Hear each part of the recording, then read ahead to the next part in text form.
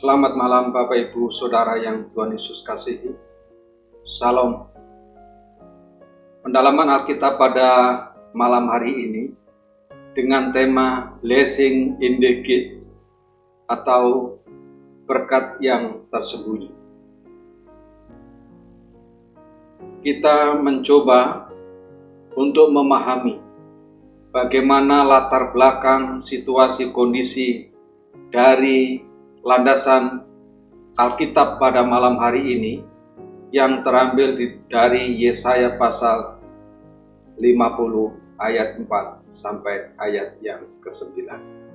Sebelumnya kita berdoa terlebih dahulu, kita menyerahkan biarlah hikmat Tuhan senantiasa menguasai kita dan firman Tuhan menjadi berkat yang terindah di dalam kehidupan kita. Mari kita satu di dalam doa. Bapa kami di dalam surga, Bapa yang kami sembah, Bapa yang kami kenal, dan Bapa yang kami sapa di dalam nama Tuhan kami Yesus Kristus. Pada malam hari ini Tuhan Yesus, kami memohon hikmat-Mu, kami memohon kuasa-Mu Tuhan, supaya kami juga boleh memahami dan mengerti akan kebenaran firman Tuhan. Tidak hanya sampai di situ saja ya Tuhan, jadikan kami pelaku-pelaku firman-Mu. Terima kasih Bapa di surga, terima kasih. Berbicaralah kepada anak-anak-Mu ya Tuhan, karena anak-anak-Mu rindu untuk mendengar suara-Mu. Di dalam nama Yesus Tuhan dan Juru Selamat, kami berdoa.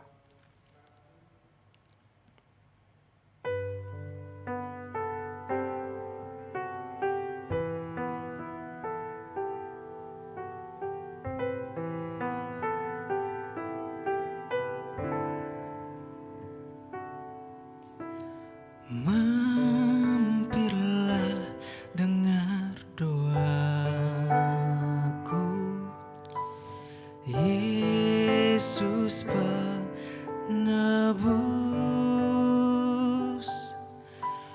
Orang lain kau hampiri, jangan jalan terus.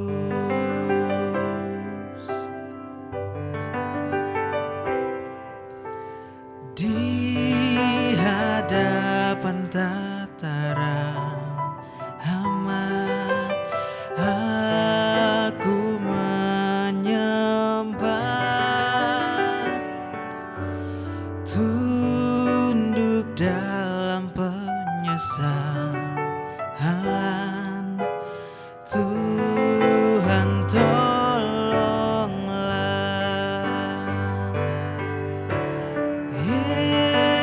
Yesus Tuhan, dengar doaku.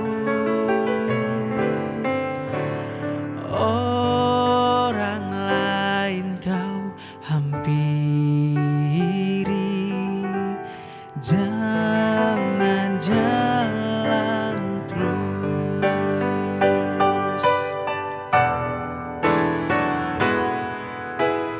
Yesus Tuhan, dengar doaku.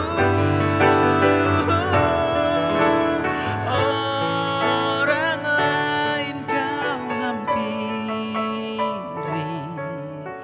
jangan jalan terus. Jangan jalan terus. Jangan jalan terus.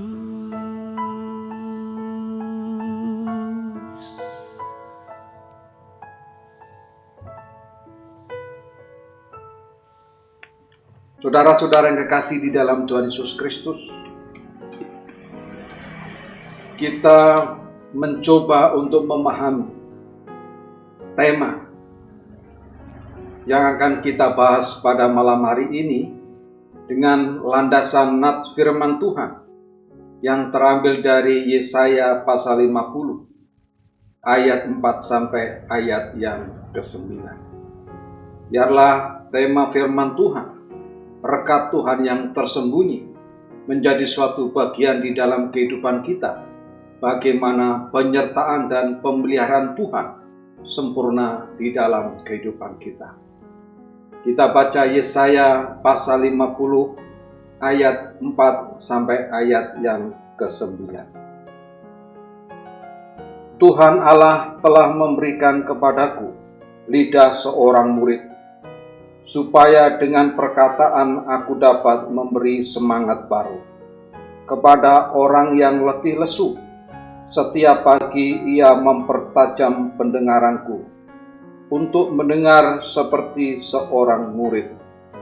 Tuhan Allah telah membuka telingaku, dan aku tidak memberontak, tidak berpaling ke belakang. Aku memberi punggungku kepada orang-orang yang memukul aku, dan pipiku kepada orang-orang yang mencabut janggutku. Aku tidak menyembunyikan mukaku ketika aku dinodai dan diludahi. Tetapi Tuhan Allah menolong aku, sebab itu aku tidak mendapat noda. Sebab itu aku meneguhkan hatiku seperti keteguhan gunung batu. Karena aku tahu bahwa aku tidak akan mendapat malu. Dia yang menyatakan aku benar telah dekat. Siapakah yang berani membantah dengan aku? Marilah kita tampil bersama-sama. Siapakah lawanku berperkara? Biarlah ia mendekat kepadaku. Sesungguhnya Tuhan Allah menolong aku. Siapakah yang berani menyatakan aku bersalah?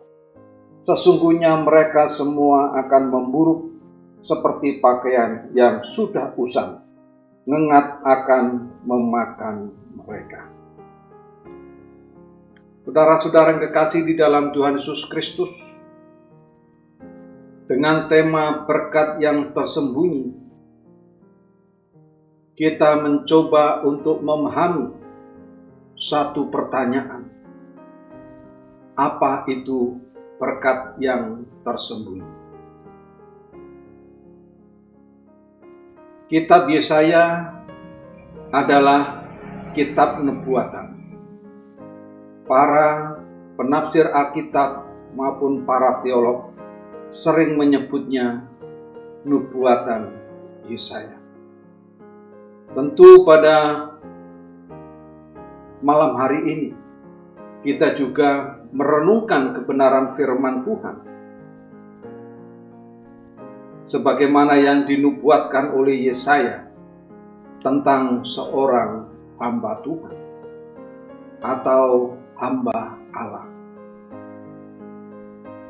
Tentu nubuatan ini nubuatan yang digenapi di dalam diri Tuhan kita Yesus Kristus, yang sudah menyatakan sebagai seorang hamba yang menderita. Marilah kita belajar dari kebenaran firman Tuhan yang terambil dari Yesaya pasal 50 ayat 4 sampai ayat yang ke-9. Yesaya adalah seorang hamba Tuhan. Yehuda, orang-orang pilihan Tuhan, juga seorang hamba Tuhan. Gereja, anak-anak Tuhan, semuanya juga adalah hamba-hamba Tuhan.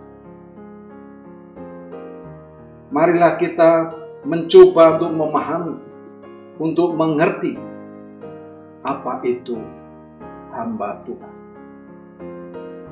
Seorang hamba adalah seorang pelayan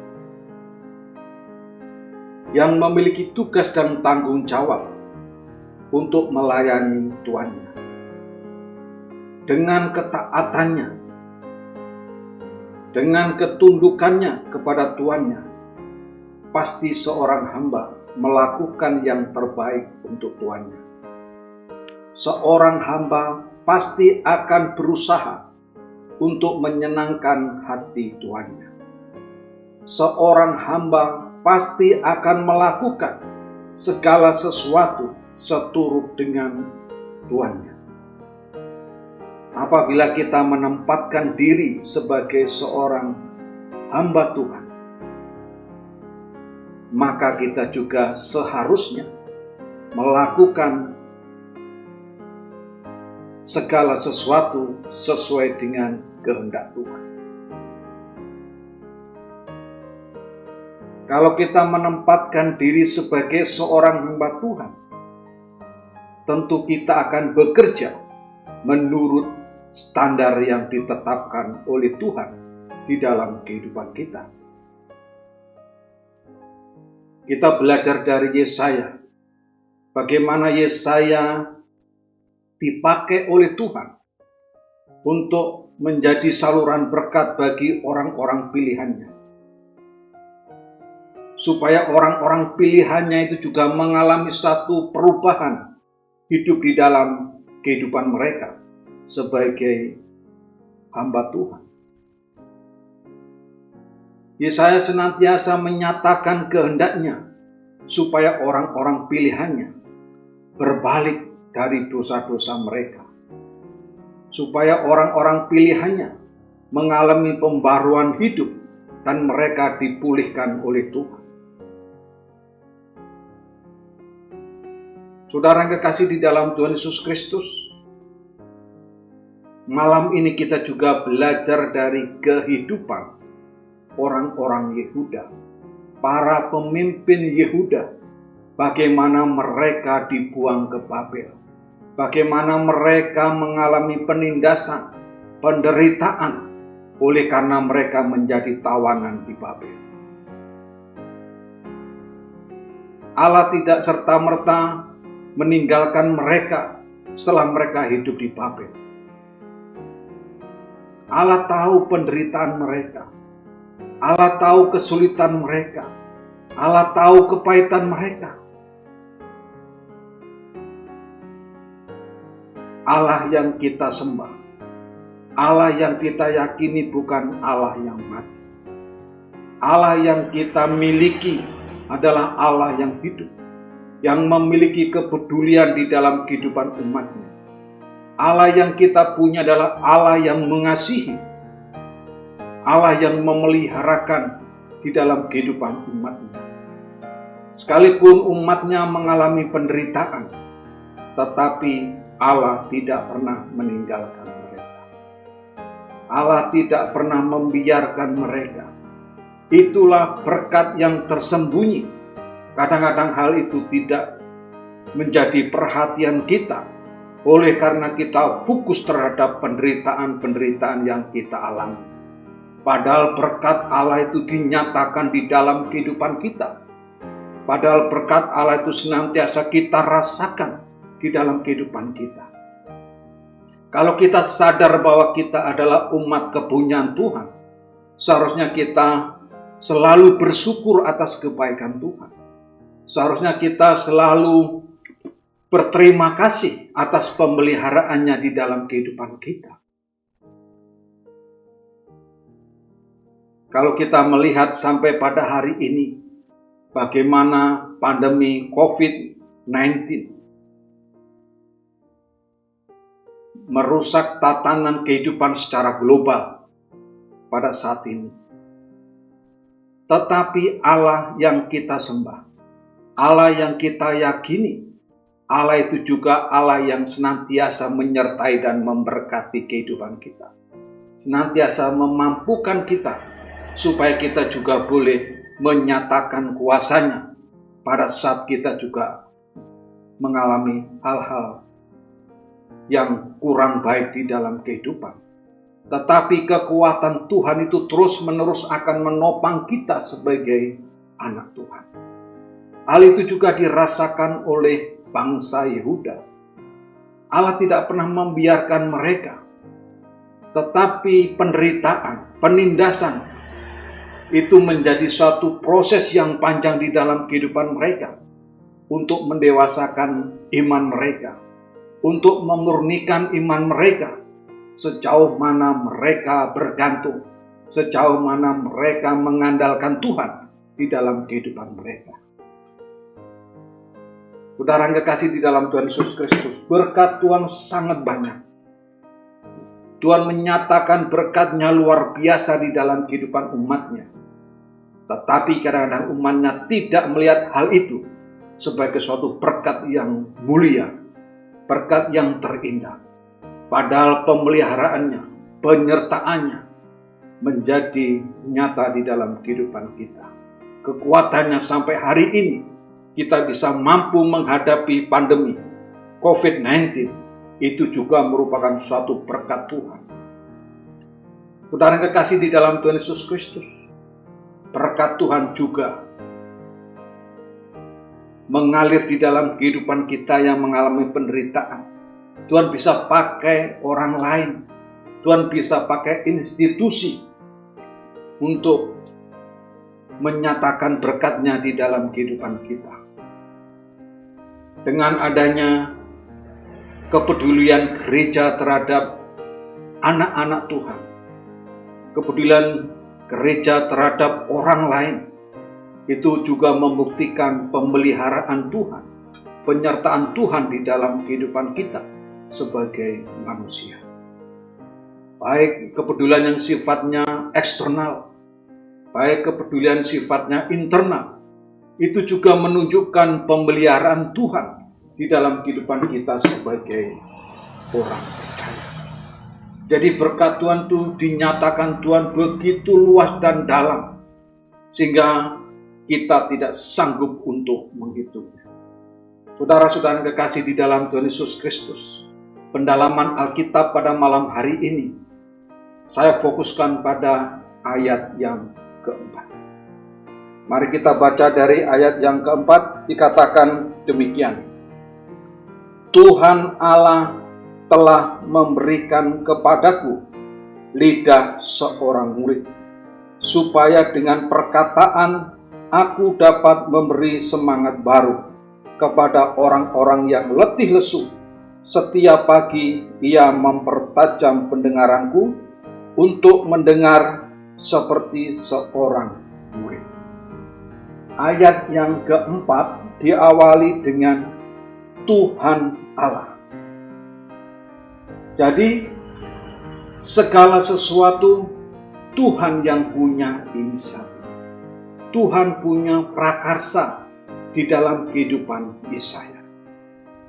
Tuhanlah yang memiliki kuasa, dan kuasa itu juga dinyatakan di dalam kehidupan hamba-Nya, supaya hamba-Nya mampu melaksanakan tugas dan tanggung jawab-Nya untuk menyatakan berita pengharapan kepada orang-orang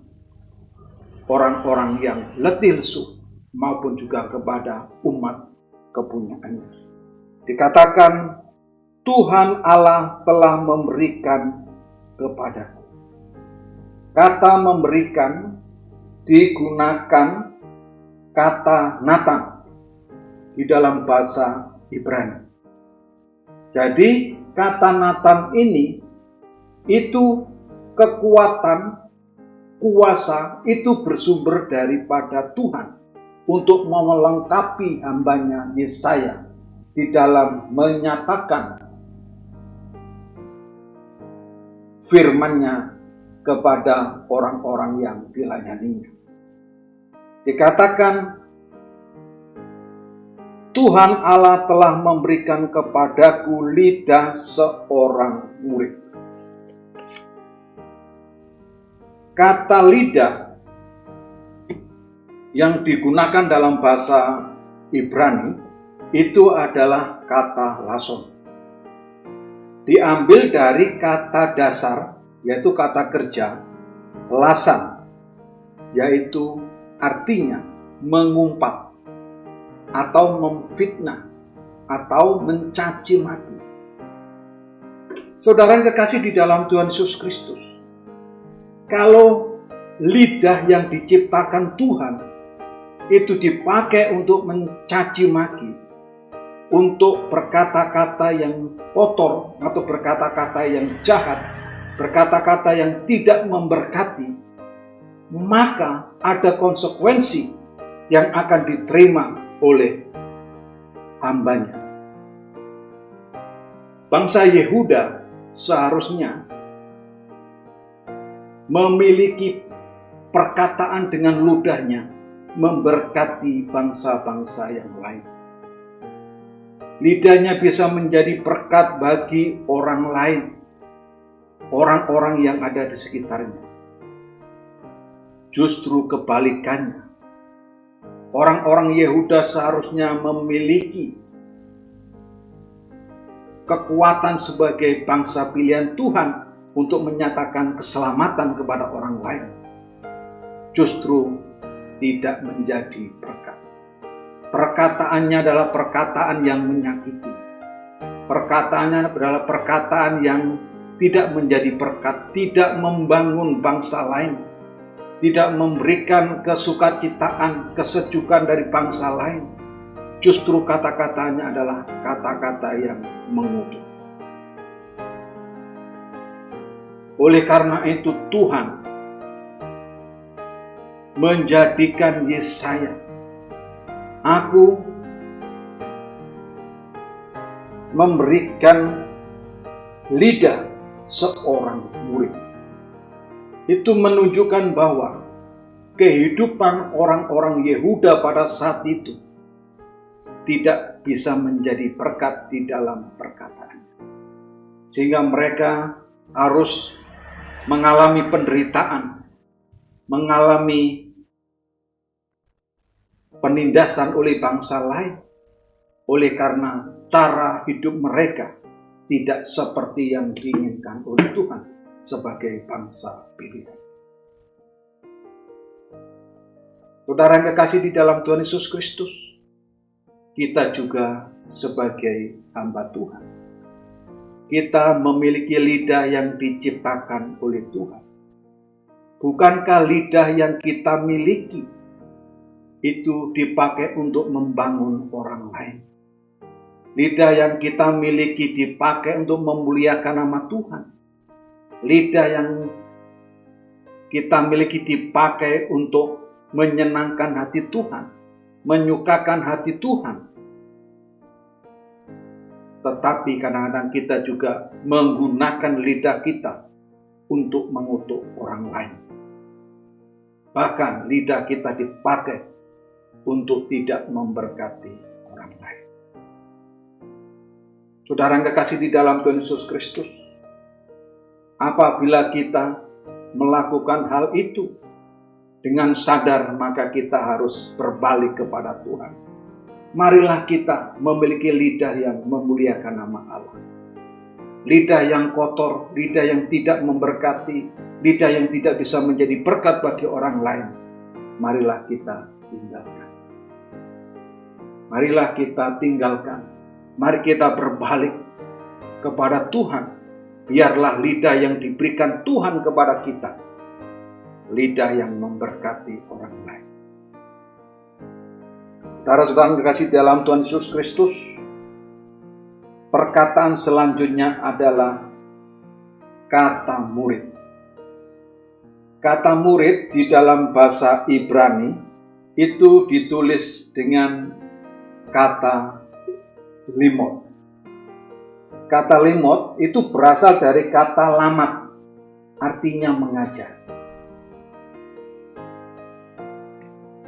Seorang murid berarti selalu memiliki perhatian penuh untuk mendengarkan apa yang dikatakan oleh gurunya. Seorang murid berarti memiliki relasi yang akrab dengan gurunya. Seorang murid berarti selalu peka terhadap apa yang disampaikan oleh gurunya. Jadi seorang murid selalu memberikan satu citra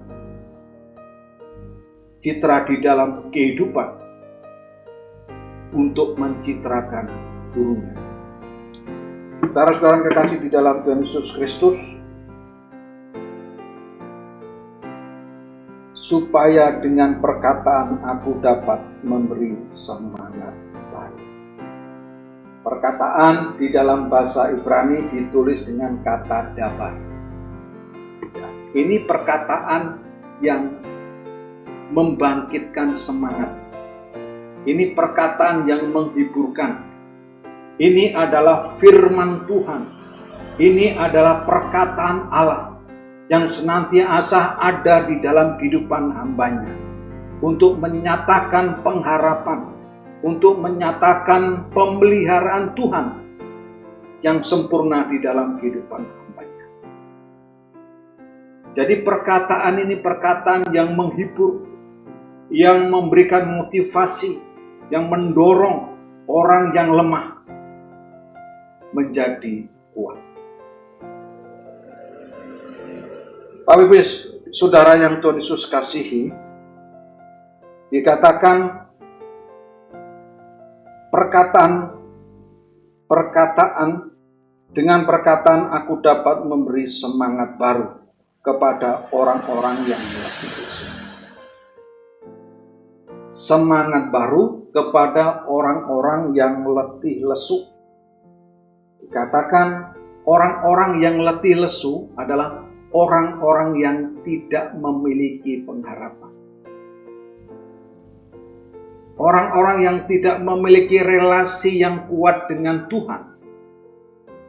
Orang-orang yang letih lesu adalah orang-orang yang tidak memiliki relasi yang intens dengan Allah di dalam kehidupannya.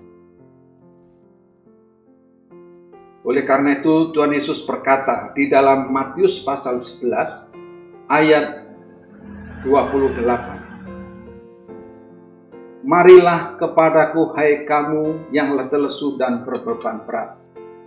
Aku akan memberikan kelegaan kepadamu. Tuhan Yesus berkata kepada orang-orang pada saat itu, marilah kepadaku hai kamu yang letih lesu dan berbeban berat. Aku akan memberikan kelegaan kepadamu.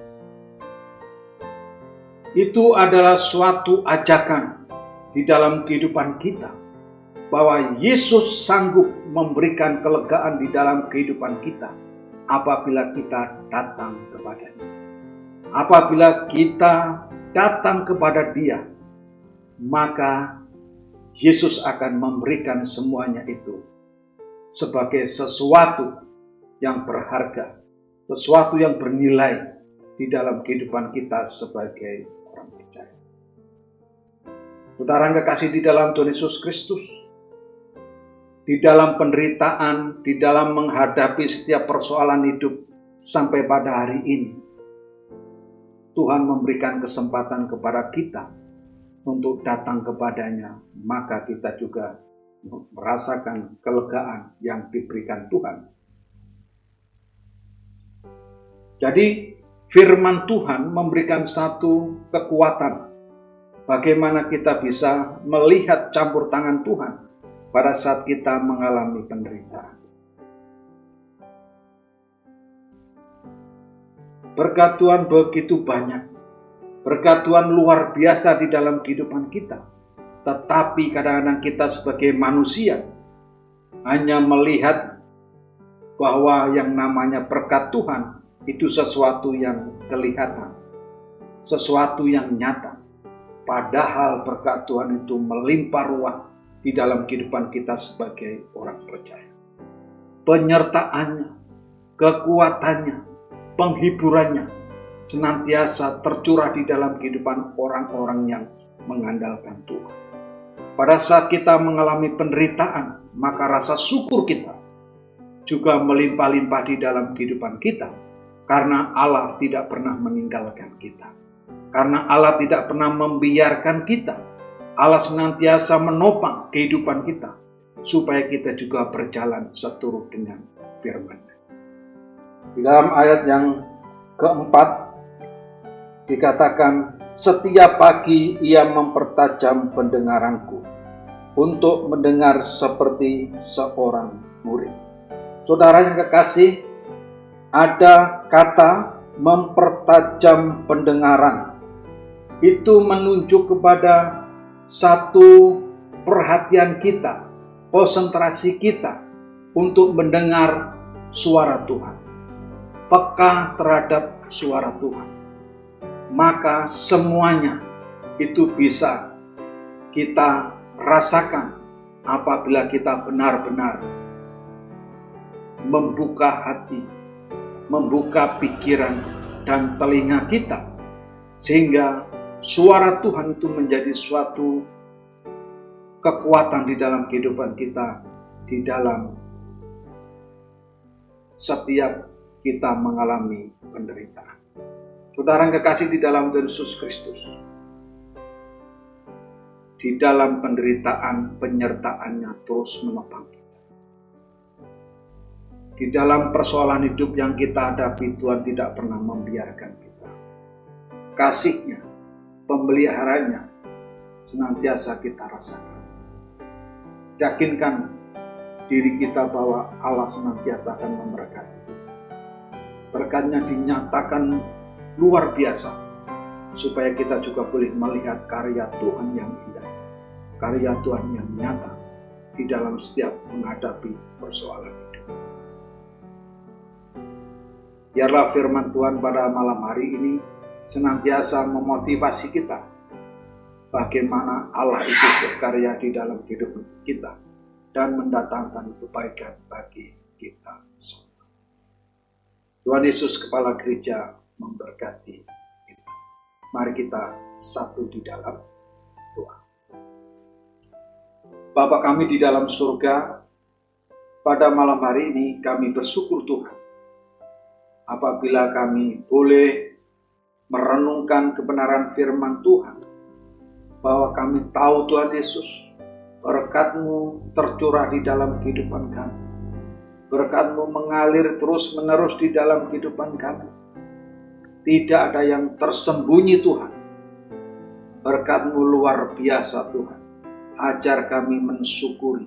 Ajar kami Tuhan untuk mengerti segala sesuatu, bahwa Engkau Allah yang tidak pernah meninggalkan kami. Di saat kami mengalami penderitaan, Engkau juga hadir di dalam kehidupan kami. Pada saat kami mengalami cobaan hidup, Engkau juga menguatkan hati dan kehidupan kami. Terima kasih Bapa di surga, terima kasih. Inilah seruan doa kami Tuhan Yesus. Hanya di dalam nama-Mu kami berdoa dan bersyukur. Amin.